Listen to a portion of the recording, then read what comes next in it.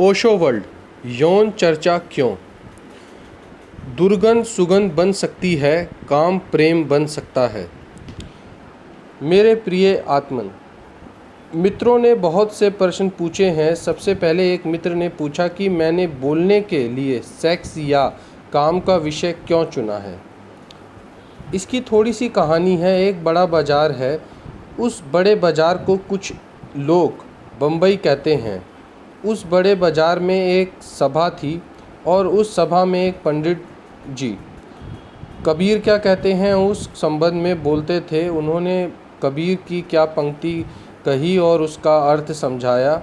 उन्होंने कहा कि कबीरा खड़ा बाज़ार में लिए लुकाटी हाथ, जो घर बारे अपना चले हमारे साथ।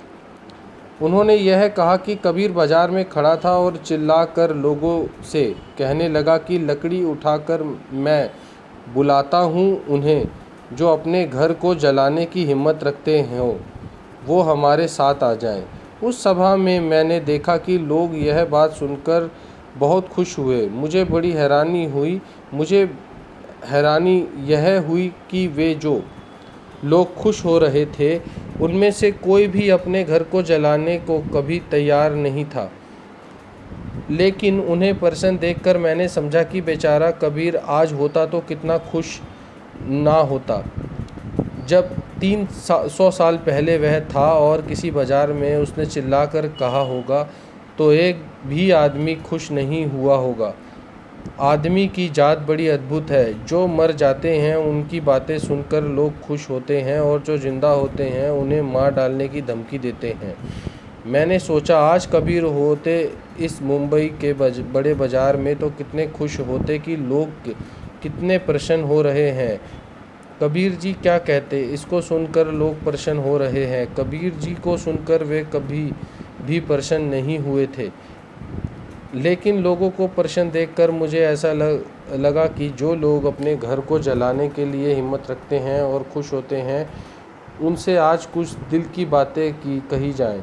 तो मैं भी उसी धोखे में आ गया जिसमें कबीर और क्राइस्ट और सारे लोग हमेशा आते रहे हैं। तो मैंने लोगों से सत्य की कुछ बात कहनी चाहिए और सत्य के संबंध में कोई बात कहनी हो तो उस असत्यों को सबसे पहले तोड़ देना ज़रूरी है जो आदमी ने सत्य समझ रखे हैं, जिन्हें हम सत्य समझते हैं और जो सत्य नहीं हैं। जब तक उन्हें ना तोड़ दिया जाए तब तक सत्य क्या है उसे जानने की तरफ कोई कदम नहीं उठाया जा सकता। मुझे कहा गया था उस सभा में कि मैं प्रेम के संबंध में कुछ कहूँ और मुझे लगा कि प्रेम के संबंध में तब बात समझ में नहीं आ सकती जब तक कि हम काम और सेक्स के संबंध में कुछ गलत धारणाएं के लिए बैठे हों। अगर गलत धारणाएं हैं सेक्स के संबंध में तो प्रेम के संबंध में हम जो भी बातचीत करेंगे वह अधूरी होगी, वह झूठी होगी, वह सत्य नहीं हो सकती। इसलिए उस सभा में मैंने काम और सेक्स के संबंध में कुछ कहा और यह कहा कि काम की ऊर्जा ही रूपांतरित होकर प्रेम की अभिव्यक्ति बनती है।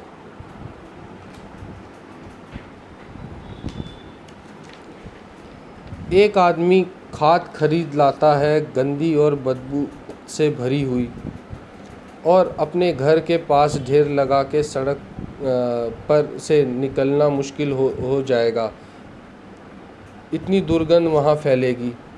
लेकिन उस आदमी उसी खाद को बगीचे में डालता है और फूलों के बीज डालता है। फिर वे बीज बड़े हो जाते हैं, पौधे बनते हैं और फूल आते हैं और फूलों की सुगंध पड़ोसी घरों में निमंत्रण बनकर पहुंच जाती है। राह से निकलते हुए लोगों को भी वह सुगंध छूती है और पौधों का लहराता हुआ संगीत अनुभव होता है। लेकिन शायद ही कभी आपने सोचा हो कि फूलों से जो सुगंध बनकर प्रकट हो रही है वह वही दुर्गंध है जो खाद से प्रकट होती थी। खाद की दुर्गंध बीजों से गुजरकर फूलों की सुगंध बन जाती है।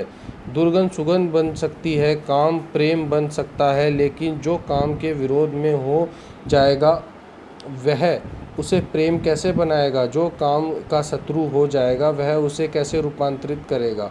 इसलिए काम को, सेक्स को समझना ज़रूरी है, यह मैंने वहाँ कहा, और उसे रूपांतरित करना ज़रूरी है।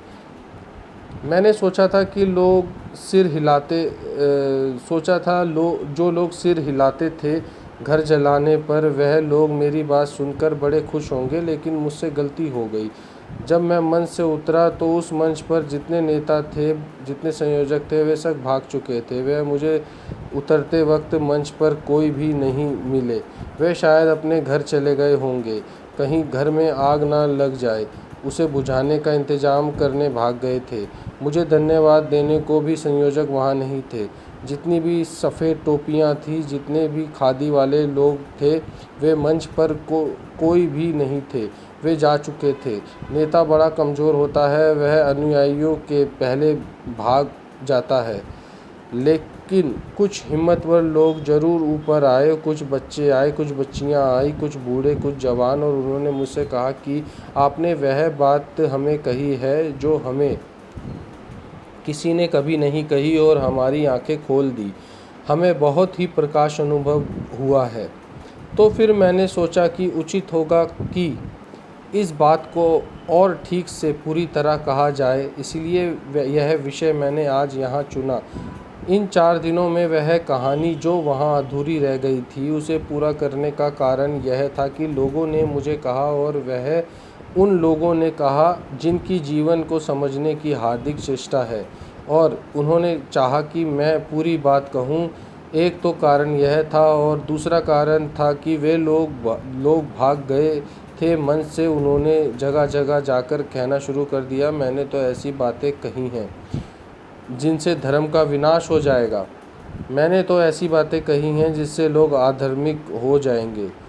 तो मुझे लगा कि उनका भी कहना पूरा स्पष्ट हो सके, उनको भी पता चल सके कि लोग सेक्स के संबंध में समझकर अधार्मिक होने वाले नहीं हैं। नहीं समझा है उन्होंने आज तक, इसीलिए अधार्मिक हो गए हैं। अज्ञान अधार्मिक बना सकता है, ज्ञान कभी भी अधार्मिक नहीं बना सकता। और अगर ज्ञान अधार्मिक बनाता तो मैं कहता हूँ कि ऐसा ज्ञान उचित है जो अधार्मिक बना दे, उस अज्ञान की बजाय जो कि धार्मिक बनाता हो। क्योंकि जो अज्ञान धार्मिक बनाता हो वह धर्म भी 2 कौड़ी का है। जो अज्ञान की बुनियाद पर खड़ा होता है, धर्म तो वही सत्य है जो ज्ञान के आधार पर खड़ा होता है। और मुझे दिखाई नहीं पड़ता कि ज्ञान मनुष्य को कभी भी कोई हानि पहुंचा सकता है। हानि हमेशा अंधकार से पहुंचती है और अज्ञान से। इसीलिए अगर मनुष्य जाति भ्रष्ट हो गई, यौन के संबंध में विकृत और विक्षिप्त हो गई, सेक्स के संबंध में पागल हो गई, तो उसका जिम्मा उन लोगों पर नहीं जिन्होंने सेक्स के संबंध में ज्ञान की खोज की है। उसका जिम्मा उन नैतिक, धार्मिक और थोथे साधु संतों पर है जिन्होंने मनुष्य को हजारों वर्ष से अज्ञान में रखने की चेष्टा की है। यह मनुष्य जाति कभी भी सेक्स से मुक्त हो गई होती, लेकिन नहीं हो सका उनकी वजह से जो अंधकार कायम रखने की चेष्टा कर रहे हैं। तो मैंने समझा कि अगर थोड़ी सी किरण से इतनी बेचैनी हुई है तो पूरे प्रकाश की चर्चा कर लेनी उचित है, ताकि साफ हो सके कि ज्ञान मनुष्य को धार्मिक बनाता है या अधार्मिक बनाता है। यह कारण था, इसीलिए यह विषय चुना। और अगर यह कारण ना होता तो शायद मुझे अचानक ख्याल ना आता इसे चुनने का, शायद इस पर मैं कोई बात ना करता। इस लिहाज से वे लोग धन्यवाद के पात्र हैं जिन्होंने अवसर पैदा कर दिया और यह विषय मुझे चुनना पड़ा। और अगर आपको धन्यवाद देना हो तो मुझे मत देना। वह भारतीय विद्या भवन में जिन्होंने सभा आयोजित की थी उनको धन्यवाद देना। उन्होंने ही यह विषय चुनवा दिया और मेरा इसमें कोई हाथ नहीं है।